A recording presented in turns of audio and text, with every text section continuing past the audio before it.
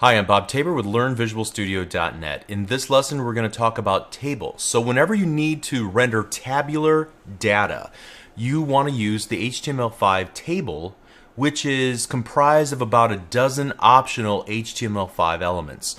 At a minimum, you probably want to define a header row, so a row that explains what each of the columns are for, as well as individual data rows that contain cells with the data you want to display to the end user.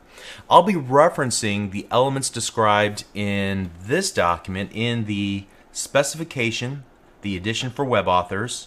We're going to scroll down, take a look at, and hit Control F to find tabular data. So this section, which is 4.9 in my version of the document, we're going to look at many of these elements, including the T body, the T head, the TR, the TD, and the TH, and so on. Okay. It's also important to note that, again, many of the table's elements are completely optional. So you use the parts that are semantically necessary to convey the idea that you're trying to convey in your table of data. You're trying to avoid adding parts purely for presentational or styling purposes. That's the job of cascading style sheets, again. Okay? So to really exercise this idea, instead of going through an academic discussion of each of these items, let's go ahead and have some fun. You'll want to download the code that's associated with this video wherever you're currently streaming the video from, or wherever you originally downloaded this video to play. There should be a code file. If you open up that .zip file, there should be a folder called Lesson 09. Inside of that folder, there is a before, after, and a work folder. So we want to take the before, and we're going to copy it, the lesson09.html file in the before folder, and copy it into the work folder. And so here's where we're going to do our work. We're going to open this up in Notepad. So I'm going to right-click, open with Notepad. Use whatever technique that is comfortable for you. All right, and so what I want to do at this point is I'm going to create a table of information that displays the recent statistics for my favorite hockey player, Jonathan Toews of the Chicago Blackhawks, and I'm going to display his stats over the last couple of seasons, and I'm going to use a table to display that. So let's just go ahead and get started. I'm going to start with an H2 element just to kind of explain what this is for and give it a name here. So Jonathan Toews stats. And then I'm going to start with the table element, and then I'll just go ahead and create the closing table element for the very bottom. And then what I want to do is create a header row. And to create the header row, I'm going to use the T head and then a closing T head. And again, notice that I am indenting just to show levels for readability's sake, not because they have any real importance within HTML itself.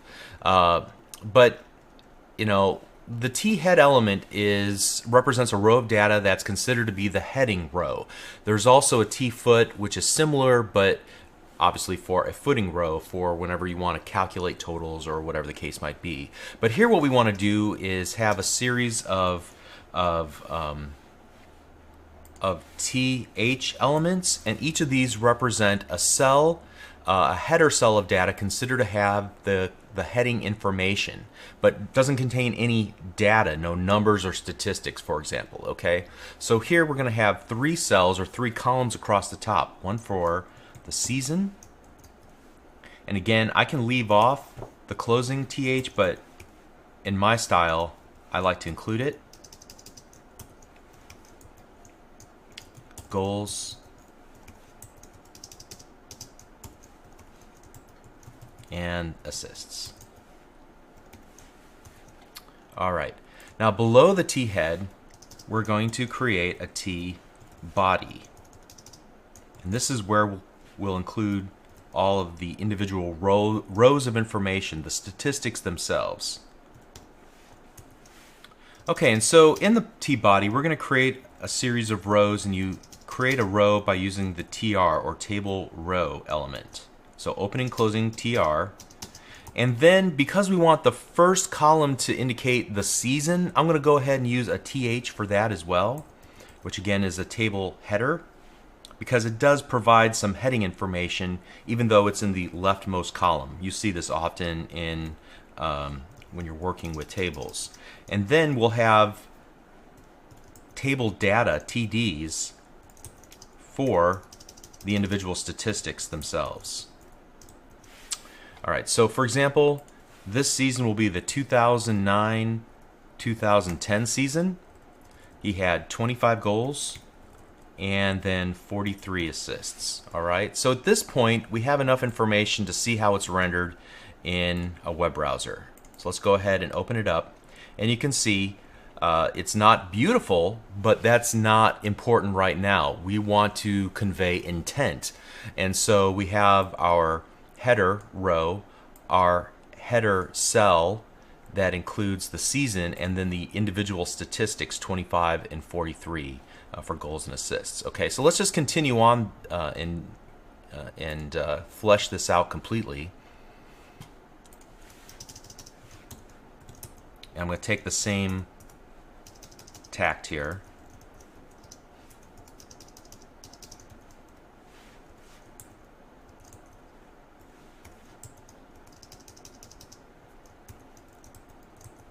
In fact, now that I have this structure in place, and I know I'm going to need several of these, I'm just going to copy and paste this a couple of times. That should be sufficient. And we're going to create the 2010 to 2011 season, and then we'll create the 2011 to 2012 season. I think I forgot something here. There we go.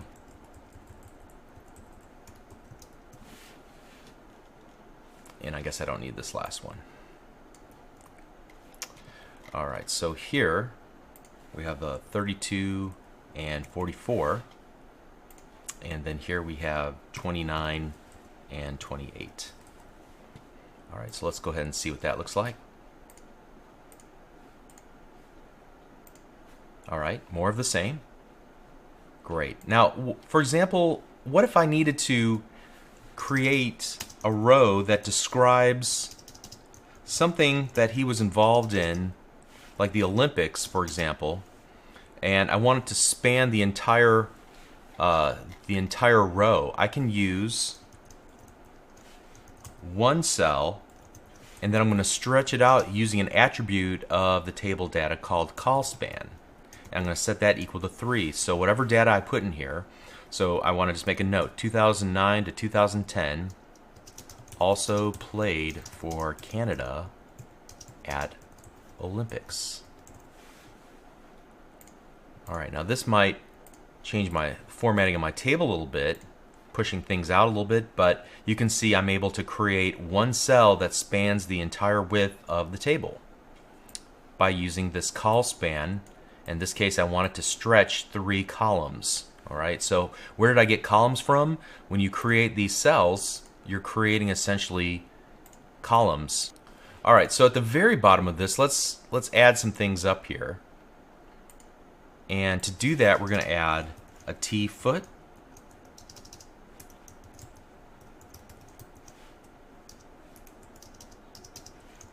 And so we'll create a TR and a closing TR. And then we'll use a header to explain that this row is for the totals. Okay? Again, much of what I'm doing here is optional. It's just a matter of using the correct markup for what I'm intending to do here. And so again, the data will be 86 and 115, I happen to know. And so what would you expect to see here? Well, an additional row, and it looks nothing different even though it's a footer as opposed to the body, but that's what, again, CSS is for, to style this up and to make it look great. Okay, and I think that's all that I'm going to do for now. There are other tags that we could use, optional tags for creating call groups and individual columns, and that would allow us to style. If you had, like, 10 columns represented by your cells here, how many cells you've created. You could create a series of call groups and style them differently so that you can see like a light gray or a white background alternatively for each of the cells or each of the call groups. All right.